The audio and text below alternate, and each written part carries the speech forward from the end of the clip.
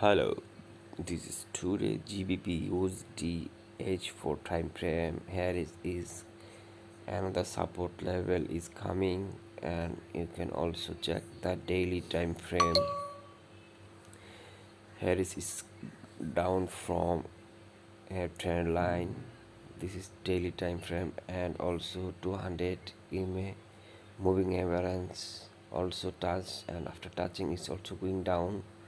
So guys, you can see easily this is H4 trade line also breakout, so you have to find a sell trade, and after this 1.2460 level breakout, it if it is break 2460 level, then it will be down more, and wait for this support level breakout 2478, and if it is down and breakout, then it will be down more. I think it will be down till this level, so subscribe.